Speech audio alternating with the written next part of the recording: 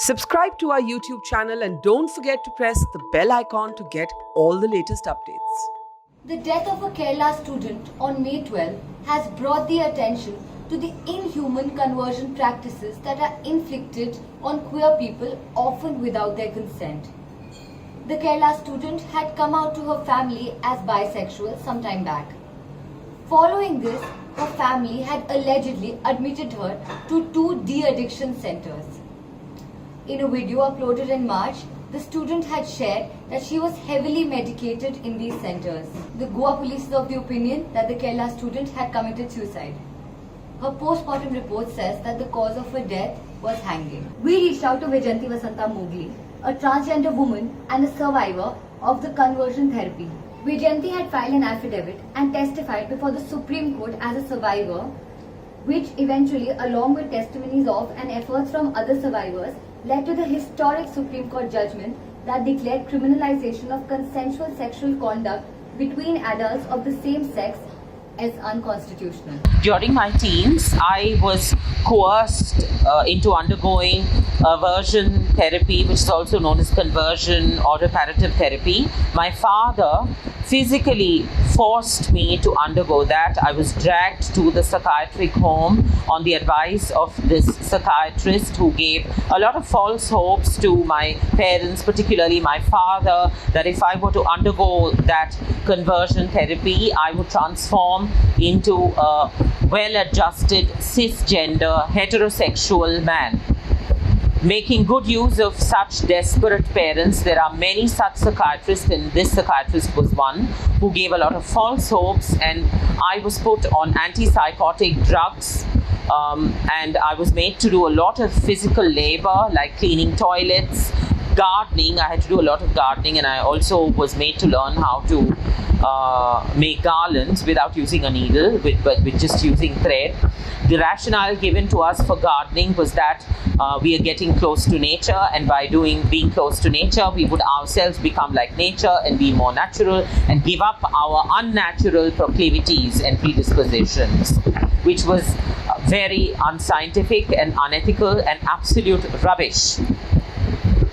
Being put on almost 11 to 12 antipsychotic drugs, mood elevators, tranquilizers, sedatives at this insidious, hideous place of a psychiatric home, which had 25 feet high compound walls with broken pieces of glass embedded into those walls that were buttressed further by a fence of electrocuted barbed wire to ensure that nobody would escape. There were more than a dozen trained, strong dogs that were trained to growl and attack even if people walked fast, let alone flee. Even if inmates walked fast, these dogs were trained to attack and maul, and I felt very alone. I was very suicidal, and on one such occasion I actually committed suicide very unsuccessfully, and that became an excuse for the psychiatrist to put me on electroconvulsive therapy, which is in a layperson's language, in layperson's terms, it is shock therapy. Now, electroconvulsive therapy can be even more traumatizing and draining. The closest that I can compare it with is how a cancer patient, a cancer survivor would feel drained after he, she or they were to undergo radiation therapy. I used to feel drained as though the last drop of blood was squeezed out of my body, and I felt helpless. It was only after my father exhausted all his money, all the little money he had, that he pulled me out of that horrible place. And I was just pulled out of that place, and I was used to those medicines, and for almost a month I had severe withdrawal symptoms. So both the psychiatrist and my father did experiments, and I don't think I'm alone here. There are many such queer and transgender persons from the LGBTIQ plus communities whose lives are experimented with to build businesses for such fraudulent healthcare professionals. Vyjayanti also told us that the same psychiatrist, after the 2009 NAS Foundation judgment, realized that there was business in acceptance therapy too. Now, however, after many years, his clients have seen through his sham and he doesn't get as much work. now that the Indian Association of Clinical Psychologists and the Association of Psychiatric Social Workers has unequivocally and clearly condemned aversion, conversion, and reparative therapy being sold so unethically as pseudoscience which it is. It is pseudoscience that masquerades as science. We need to know our rights. Please know your rights. This is what I would urge the people from the LGBTIQ plus communities, is to know your rights. KYR. Please know your rights. We also spoke to a 27-year-old queer person who many years ago had hoped that a psychiatrist would be more accepting. So basically, I was the one who was like, maybe we should see a psychiatrist or something. Maybe, and my assumption was that psychiatrists, doctors in general, would be more accepting. Yeah. So that's how it actually started. And then just one, so we met two psychiatrists, but my parents were more convinced that the other one was more conservative, and was like, he literally just heard me for like, not even heard me, like he did not even hear me, like just heard my parents' perspective. And like he wrote out a prescription, which was basically, like diagnosed with homosexuality and prescribed medicines for anxiety and depression, which I later found out was anxiety depression, and I was like, this is like the complete opposite of what I had thought. Okay. And did he give you any medicines other than your anti-anxiety medication? Did he give anything else? So yes, like, I think I have a very vivid memory of that phase. And also, like, I did not do much research on the stuff that he prescribed or even I consumed. It was much later that I figured what I was consuming. Because it's not like I wasn't anxious or depressed. I was like, okay, maybe I'll give it a shot. Maybe, this gets better. So obviously, like, so there was this one pill or something, which was like a one-time consumption. So like, you take a pill a week sort of a thing. So that is, and like, I thought it was a part of the general anxiety depression nonsense. So I didn't bother much. But then because of the test score is when I did my research, and I was like, he administered something that I would not have been okay with at all. Anxiety and depression still probably made sense.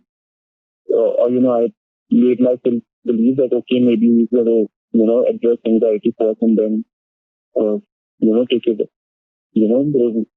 take it to family therapy or whatever. Yeah. But I was clearly wrong about it. We reached out to senior lawyer Anand Grover and asked him if such conversion therapies are legal in India. By themselves, these conversion therapies are not illegal. In law, a doctor can administer any treatment provided the patient consents. If you want to outlaw them, you have to have a law for that. For example, in the United States, there are some states which actually ban these conversion therapies. There are some states which allow them, which make them legal. And the Supreme Court of the United States have actually upheld even those laws which actually permit conversion therapy. So you need to ban them. But these conversion therapies have no scientific or medical basis. So, in fact, they can be very harmful and actually can cause permanent psychological and emotional damage to the person who is administering that therapy. If the person is an adult, he, she, or the transgender person can refuse to take it.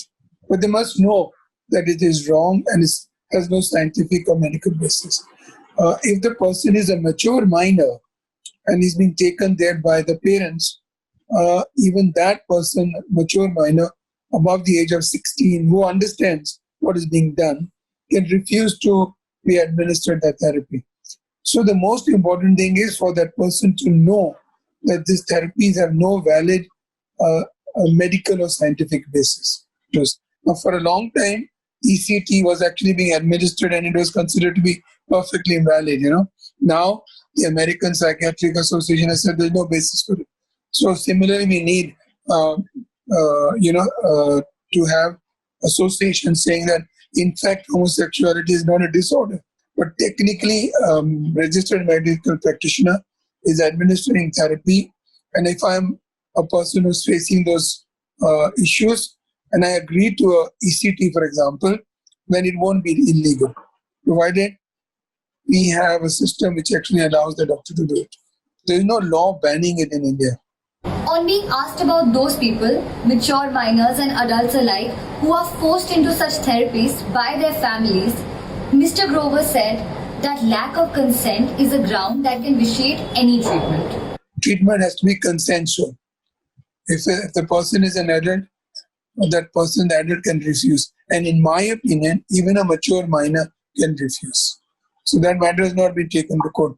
So the second question that you asked is what the person can do. I think we need to, through the media, whether it's mainstream media or media like yours, get to the persons and tell them that they must contact an organization like LGBTQIA organization, HIV organization, and get to an empathetic counselor who can advise them that what their status is in terms of their attraction or sexual attraction. There's nothing wrong with it, and there's no need to get a treatment.